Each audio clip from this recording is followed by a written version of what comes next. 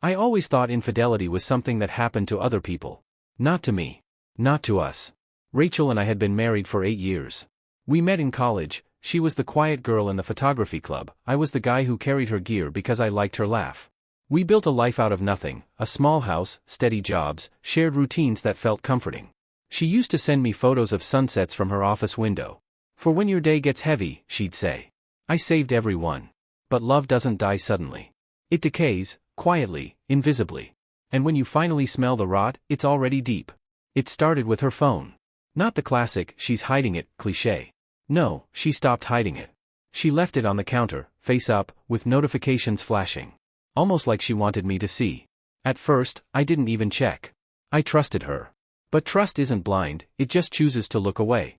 Then one night, she was in the shower, and her phone buzzed twice.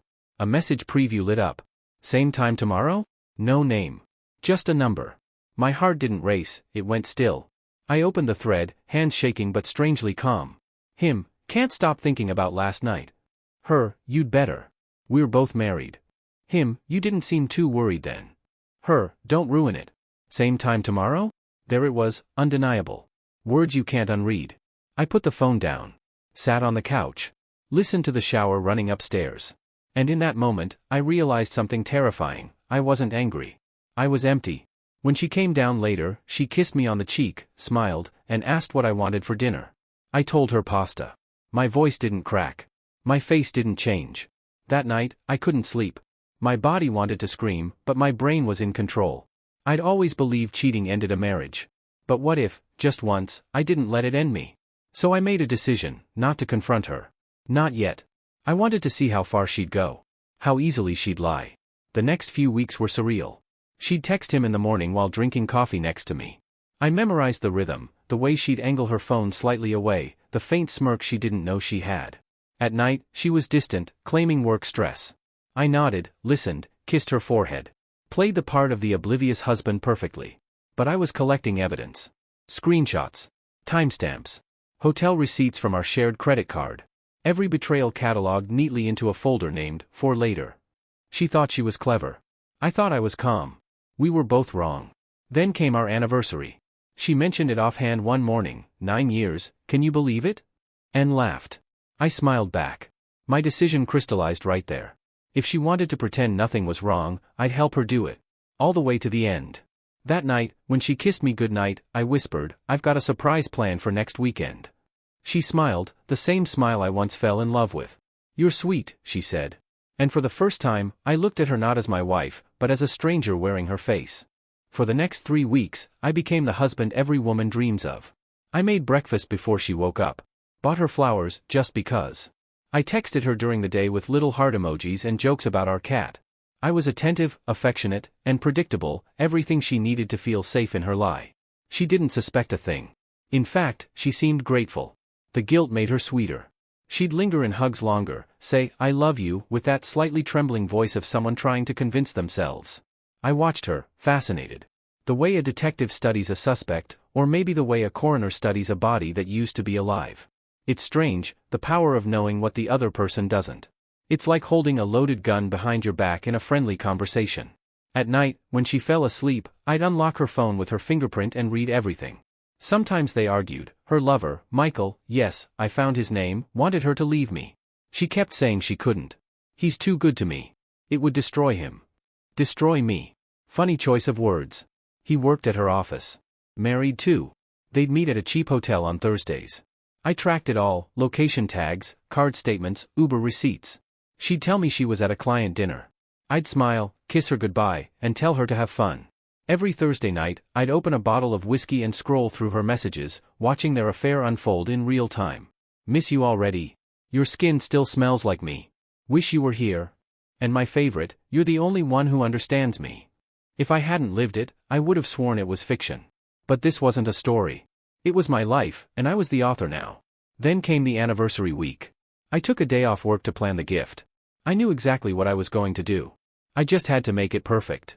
I printed out every message, every photo, every piece of proof, dozens of pages, neatly formatted with timestamps and chat bubbles. It looked almost artistic. Cold, digital intimacy turned into something tangible. Something you could frame. I bought a sleek black frame, one she'd actually admire, minimalist, expensive looking. In the center, I placed a single quote she'd sent him early in their affair. "If he ever finds out, I'll die." That went right at the top. Her words. Her fear. Her handwriting, technically. Underneath, all the evidence, printed, aligned, matted like a gallery piece. It wasn't rage that guided me anymore. It was precision. I wanted the moment to hit her like a delayed explosion, quiet, then devastating. The night before our anniversary, she came home late. Said she was finalizing a project with the team. Her hair was messy. Perfume stronger than usual. A faint red mark near her collarbone she didn't notice. I did. I kissed her cheek, told her to shower and rest. She smiled, tired but relaxed. Then she said something that almost made me lose control. "You're so good to me, you know that? I don't deserve you." And for a second, I believed her. Not because it was true, but because she meant it. She wasn't a monster. Just a coward. A selfish, frightened coward who wanted the comfort of two worlds. I whispered, "You deserve everything, Rachel." She smiled and fell asleep within minutes. I lay awake, staring at the ceiling, the framed gift wrapped and hidden in the closet. Tomorrow was our dinner. 9 years married. 1 year of lies. We went to the same restaurant where I'd proposed. The irony wasn't lost on me. She wore a black dress, the same one from our 5th anniversary. I still remembered helping her zip it up that night, both of us laughing, kissing in front of the mirror. Now, I zipped it up again, watching her reflection. She looked at me and smiled nervously, as if she could sense something was off. I held her hand all the way to the car. Told her she looked beautiful. She blushed. At the restaurant, we ordered wine, shared appetizers, laughed about old memories. It was almost normal.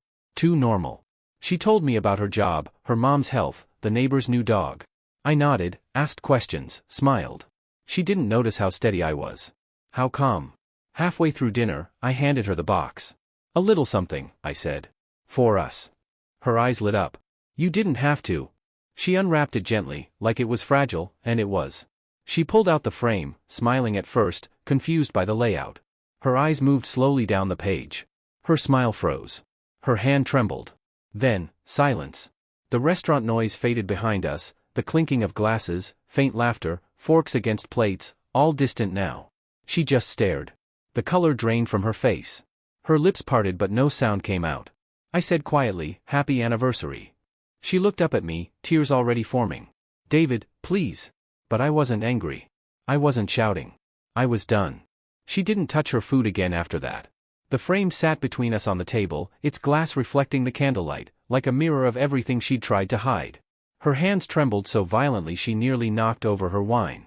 People were starting to glance at us. But I didn't move. I just watched. "David," she whispered. Her voice cracked. How long have you?" I took a slow sip of wine. "Long enough." Her eyes filled, and she pressed a napkin to her mouth. "I can explain." "Of course you can," I said calmly. "You're good at that." She froze. The tone must have scared her. It wasn't anger. It was something worse, control. A calm man is terrifying when he has every reason not to be. She whispered again, "It wasn't supposed to happen." I smiled faintly. "It never is." Silence. A tear slid down her cheek. I didn't offer her comfort this time. I let her feel every second of it. The waitress approached, awkward smile, oblivious. "Is everything okay with the food?" I looked at her and said, "Perfect, thank you." Then turned back to Rachel. "Everything's perfect." The waitress hesitated, then walked away. Rachel lowered her head. "David, please." I was lost. "You were distant." We stopped. "Talking? Touching? Laughing?" I interrupted. "You mean, the normal wear of marriage? That's your excuse for sleeping with your coworker?" She flinched like I'd hit her. "It wasn't just that," she said, her voice breaking. "He listened. He made me feel seen again." I leaned forward. "Did he make you feel married again too? Or was that just me funding your double life?" She covered her face with both hands, sobbing now. Heads were turning from nearby tables. A few diners tried not to stare. I didn't care. I wasn't there for their comfort. After a while, I spoke again, quietly. I could have left the first day I found out. But I didn't. "Do you know why?" She shook her head, tears dripping through her fingers. "Because I wanted you to live in the illusion you built," I said. "I wanted you to wake up every morning and look at me, wondering if today would be the day I knew. I wanted you to smile, to kiss me, to text him, and think you were safe." Her sobs turned into gasps. "David, please stop." I wanted you to enjoy the comfort of a man you were destroying, I continued, my voice low and even. And then, when it mattered most, our anniversary, I wanted you to see it all collapse. She looked at me through her tears, eyes red, makeup smudged. You don't understand. I still love you. I swear, I do. I laughed once, bitterly. No, Rachel. You loved the version of me that didn't know. She tried to reach across the table, but I leaned back. The distance between us had never felt wider. Please, she whispered. Can we go home and talk? Not here. Talk? I repeated. Sure. But there's nothing left to save. I already moved my things out this morning. She stared at me, mouth open. What? I took the day off, I said. Packed everything I wanted. Signed the divorce papers. You'll find them on the counter when you get home. Her breathing quickened. David, please. No, I said firmly. You made choices. I'm just finishing the story. She wiped her eyes, shaking her head. I'll end it with him. I swear. I'll fix it. I'll go to therapy, Rachel, I interrupted. You can't fix something you buried. The restaurant was painfully quiet now. Even the waiter hovering by the bar looked uneasy. I stood up slowly, left 100 on the table, and looked at her one last time. You know what the worst part is? I said quietly. I still would have forgiven you, if you had told me yourself. Her face crumpled. Then why do this? Because, I said, I wanted you to feel the truth the way I did. In silence. In shock. In public. I turned to leave, and she grabbed my wrist. David, please. Don't go like this. I pulled away gently. You already did. And then I walked out. I don't remember the drive home. I just remember the sound, not music, not traffic, just the echo of her voice in my head, begging, crying, pleading. When I reached the house, I didn't go inside. My car was packed with bags. I drove to my brother's place across town and sat in the driveway for 10 minutes before he came out. He looked at me, confused. You okay, man? I handed him my keys and said, just don't let me do anything stupid tonight. He nodded. Didn't ask questions. Just took me inside, handed me a beer, and sat with me in silence. Sometimes silence says more than words. That night, I slept on his couch, surrounded by the hum of a refrigerator and the dull ache of betrayal settling into something colder, acceptance. The next morning, I woke up to 20 missed calls and a flood of messages. Rachel, please come home. Rachel, I'm so sorry. Rachel, I can't breathe. Rachel, please talk to me. I didn't reply. I didn't need to. Because the truth was already framed, literally. She could stare at it for the rest of her life if she wanted. It's been 8 months since that dinner. People say time heals everything. That's not true. Time doesn't heal, it just teaches you how to live with the wound. You stop checking it every hour, but it's still there, just beneath the skin. After that night, Rachel tried everything. Calls, emails, letters, even showed up at my brother's house once. She looked wrecked, no makeup, eyes swollen, shaking. She begged me to talk. I didn't open the door. I wasn't being cruel. I just didn't trust my voice not to crack. I didn't want to see her and remember all the good, because there was good. That's what makes betrayal so devastating. You don't grieve the person who hurt you. You grieve the one you thought they were. Eventually, she stopped coming by. I heard she transferred to another office. Someone told me her affair partner got divorced soon after, but not because they ended up together. Apparently, his wife found out, too. Karma doesn't knock. It breaks the door down. I focused on rebuilding, quietly, piece by piece. Therapy helped, but what helped most was routine. Waking up early, going for runs, cooking my own meals. I started taking photographs again, something I'd stopped doing years ago when life got too loud. Funny how, after everything, I ended up finding beauty again through a lens, the same thing that brought us together. 3 months after the divorce was finalized, I got an envelope in the mail. No return address, just my name. Inside, a single photograph of us, from our wedding day. On the back, she'd written, "You deserved better. I'll always love you." No apology. No explanation. Just that. I tore it in half and threw it away, then immediately pulled it back out of the trash. Not because I forgave her, but because I couldn't stand to pretend those years didn't happen. The good memories were still mine. She couldn't take them just because she ruined the ending. Sometimes people ask, would you ever take her back if she came to you tomorrow, changed, remorseful? No. Not because I hate her, but because I finally understand what peace costs. And I've already paid for it once. I don't wish her misery. I don't wish her happiness either. I just wish her silence, the kind I lived through when she thought I didn't know. There's a strange clarity that comes after betrayal. It's like you see the world without the filter of hope. You stop believing in promises and start believing in patterns. A few weeks ago, I ran into her mother at the grocery store. She hugged me like I was still her son-in-law. "You look good," she said softly. "Rachel, she's not doing well." I nodded, not unkindly. "I'm sorry to hear that." She sighed. "She really loved you, you know." I looked her in the eye. "Maybe. But she didn't respect me. And love without respect is just a slow kind of cruelty." Her mother nodded, tears filling her eyes. "She'll never forgive herself." "I already did," I said. "That's why she has to live with it." I went home that evening and sat in the living room, the new apartment I'd rented downtown. Clean, quiet, minimal. The framed picture from our anniversary sat in a drawer.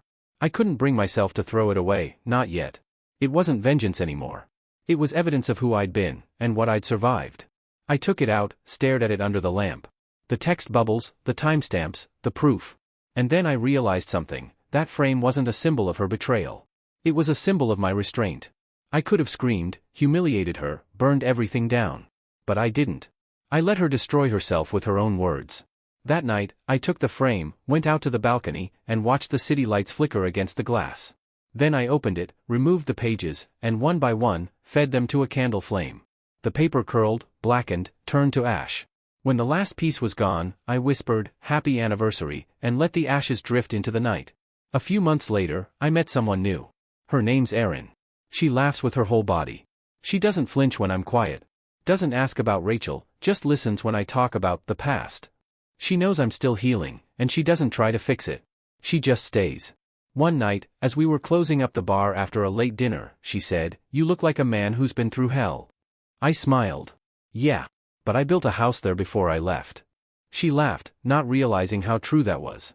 Sometimes, late at night, I think about that version of me, the man sitting on the couch, phone in hand, staring at those first messages. The man who felt his chest cave in and still had the clarity to stay calm. He was broken. But he was also the reason I'm still standing now. People say revenge is sweet. They're wrong. It's not sweet, it's quiet. It's the sound of a door closing gently behind you while the other person finally realizes what they lost. If you're reading this because you're where I was, standing on the edge between rage and restraint, here's what I learned. You don't need to destroy them. You just have to let them see themselves. The truth will do the rest.